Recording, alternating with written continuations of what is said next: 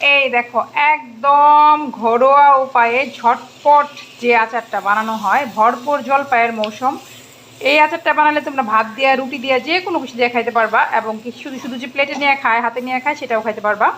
চটকা যে আচারটা, চটকানো আচার, সেটাই তোমাদের সাথে খুব সহজে একদম শর্টকাট রেসিপিতে শেয়ার করতে চলে আসলাম। তো চলো কথা না বাড়ায়া কীভাবে আমি এরকম ঝটপট আচারটা বানাই সেটাই তোমার সাথে শেয়ার করি। একদম চটকানো বটকানো আচার যারে বলে।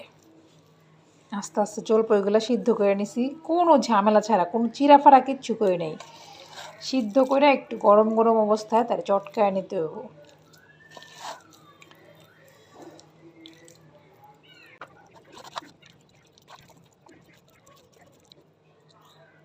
জলপাইটা চটকায়া এটার মধ্যে একটু রোদ্র দিয়ে আসছিলাম, তো এখন বানায় ফেলবো। দিলাম একটু তেজপাতা সম্বাস, একটু পাঁচফোড়ন সম্বাস, 4 কোয়া রসুন আর একটা কাঁচামরিচ। শুকনা মরিচ দিলাম না এটার মধ্যে, কারণ শুকনা মরিচের গুঁড়া দিব আমি।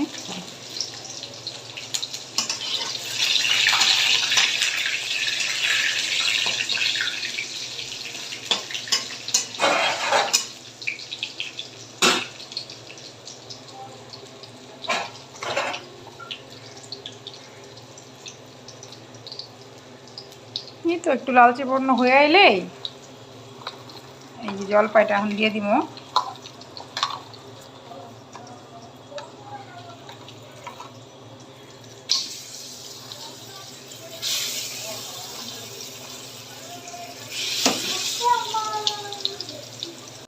পরিমাণ মতো লবণ দিলাম, হলুদের গুঁড়া, মরিচের গুঁড়া সব এখন এক একে দিয়ে দিব, দিয়ে ভালো করে এটা মিশিয়ে নিই।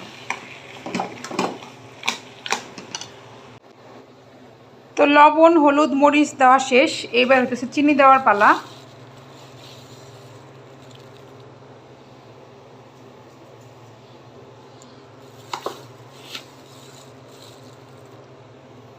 আমি এই তো কাপ দিয়ে 2 কাপ চিনি দিয়ে দিলাম, যেহেতু মিষ্টি যার যার রুচিসম্মত।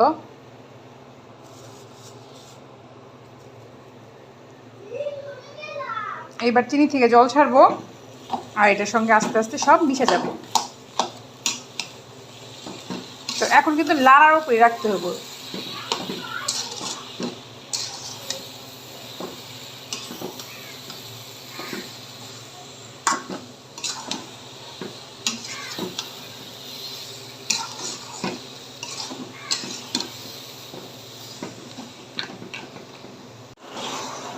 এই তো চিনি দেওয়ার পরে এখন এই চিনিটা গলতেছে, গইলা গইলা এটার সঙ্গে সবটার সঙ্গে মিশতেছে। মিষ্টিটা যার যার রুচি অনুযায়ী, আমি পরে মনে হলো একটু টকটক, আমি কিন্তু 1 কাপ চিনি দিচ্ছি, 3 কাপ চিনি দিচ্ছি আমি এখানে। আপনার যদি বেশি মিষ্টি খেতে ইচ্ছে করে বেশি মিষ্টি দিবেন, আর যদি কম মিষ্টি খেতে ইচ্ছে করে কম দিবেন, সেটা কোনো ফ্যাক্টর না।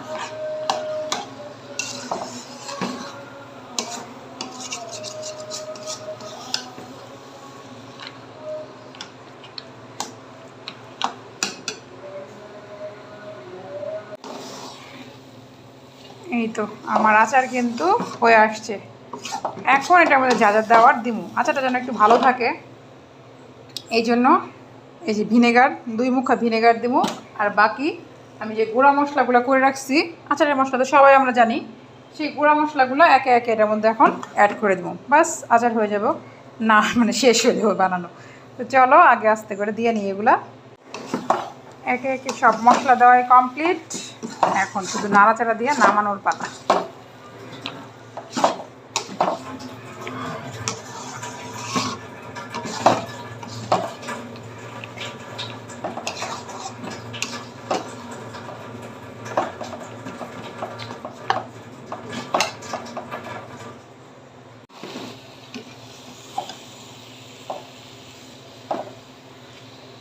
এই যে সব মশলা দিয়া নাড়াচাড়া নাড়াচাড়া করে নিলাম, একদম ঝাল, লবণ, টক সব মিলায় টেস্ট করেও দেখছি, একদম পরিপূর্ণ হয়েছে।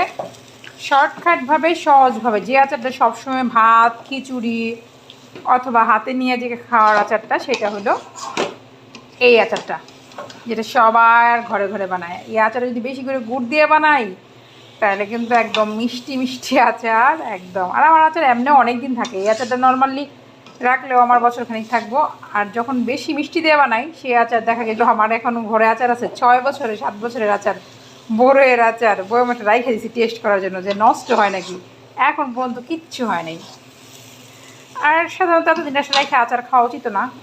আমার আচার দেখা গেলো 3 মাসের মধ্যে শেষ হয়ে যায়, কারণ আমার বাচ্চারা যে আচার খোর বানায় রাখতেই পারি না, যত স্বাদ করেই বানাই লাভ নাই, রাইখা খাওয়া যায় না। অনেকেই তো আচার হাজার হাজার রেখা দেয় ঘরে বছরের পর বছর, তো সেইটা আমার হয় না সুযোগ।